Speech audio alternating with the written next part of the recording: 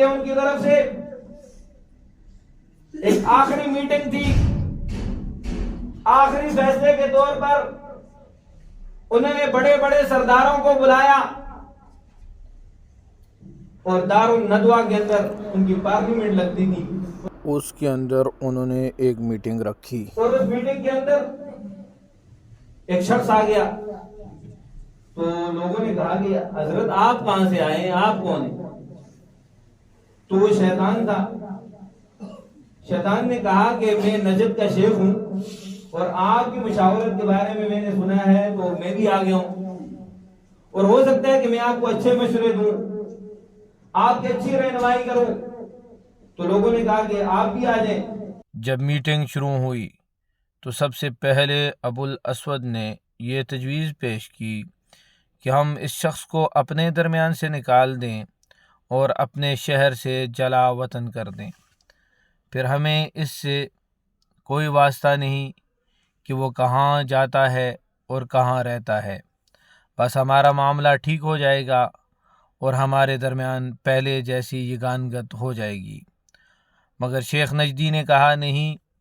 خدا کی قسم یہ مناسب رائے نہیں ہے، تم دیکھتے نہیں کہ اس شخص کی بات کتنی عمدہ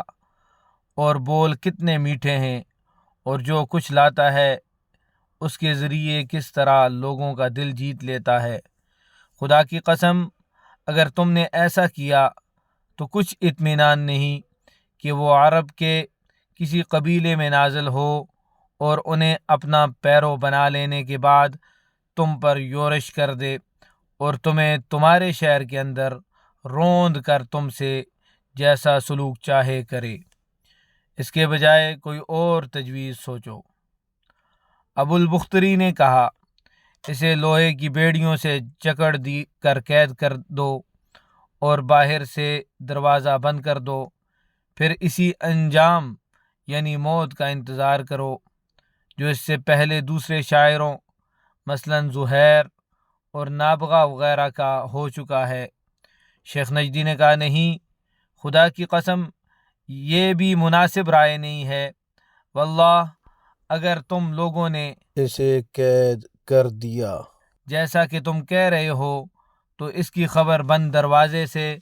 باہر نکل کر اس کے ساتھیوں تک ضرور پہنچ جائے گی، پھر کچھ بعید نہیں کہ وہ تم لوگوں پر دعویٰ بول کر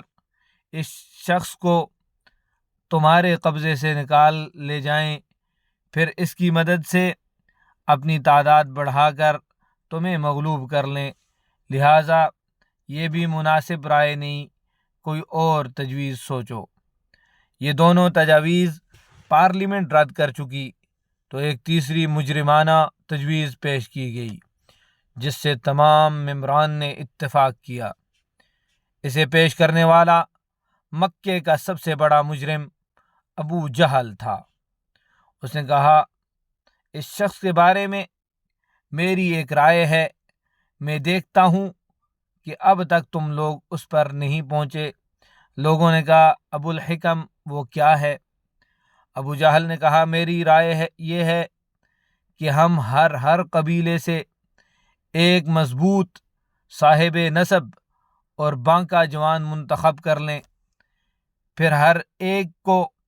ایک تیز تلوار دیں، اس کے بعد سب کے سب اس شخص کا رخ کریں اور اس طرح یکبارگی تلوار مار کر قتل کر دیں جیسے ایک ہی آدمی نے تلوار ماری ہو۔ یوں ہمیں اس شخص سے راحت مل جائے گی اور اس طرح قتل کرنے کا نتیجہ یہ ہوگا کہ اس شخص کا خون سارے قبائل میں بکھر جائے گا اور بنو عبد مناف سارے قبیلوں سے جنگ نہ کر سکیں گے، لہٰذا دیت یعنی خون بہا لینے پر راضی ہو جائیں گے اور ہم دیت ادا کر دیں گے۔ شیخ نجدی نے کہا، بات یہ رہی جو اس جوان نے کہی، اگر کوئی تجویز اور رائے ہو سکتی ہے تو یہی ہے، باقی سب ہیچ۔ اس کے بعد پارلیمان مکہ نے اس مجرمانہ قرارداد پر اتفاق کر لیا اور ممبران اس عزم مصمم کے ساتھ اپنے گھروں کو واپس گئے کہ اس قرارداد پر عمل فی الفور کرنا ہے۔ سارے قبائل میں سے لوگوں کو جمع کیا گیا، نبی صلی اللہ علیہ وسلم کے گھر کے باہر مختلف جگہوں پر ان کو کھڑا کیا گیا، گھیرا لگایا گیا۔ اللہ کی شان ایسی، اللہ نے نبی صلی اللہ علیہ وسلم کو وہاں سے نکالنا تھا۔ نبی صلی اللہ علیہ وسلم حضرت علی رضی اللہ تعالیٰ عنہ کو اندر چھوڑ کر اپنے بستر کے اوپر لٹا کر باہر نکلے اور یہ آیت پڑھ رہے تھے، وَجَعَلْنَا مِن بَيْنِ أَيْدِيهِمْ سَدًّا وَمِنْ خَلْفِهِمْ سَدًّا فَأَغْشَيْنَاهُمْ فَهُمْ لَا يُبْصِرُونَ۔ اور یہ آیت پڑھتے پڑھتے نبی صلی اللہ علیہ وسلم ان کے درمیان میں سے گزر گئے، کسی کو بھی پتہ نہ چلا کہ نبی صلی اللہ علیہ وسلم سے یہاں سے گزرے۔ اور سیرت کی کتابوں میں لکھا ہوا ہے جتنے بھی پہرے دار یہاں پر کھڑے تھے تمام کے سروں پر نبی صلی اللہ علیہ وسلم سنگریزوں والی مٹی ڈال کر گئے۔ بعد میں ایک شخص نے بتایا کہ کس کا انتظار کر رہے ہو، نبی صلی اللہ علیہ وسلم تو چلے گئے اور تمہارے سروں کے اوپر مٹی بھی ڈال کر گئے۔ اپنے سروں کے اوپر ہاتھ مارا تو سب کے سروں کے اوپر مٹی، اور نبی صلی اللہ علیہ وسلم ان کے سامنے سے گزر کر چلے گئے۔ یہ قرآن کا معجزہ تھا، یہ نبی صلی اللہ علیہ وسلم کا معجزہ تھا۔ میرے بھائیو دوستو،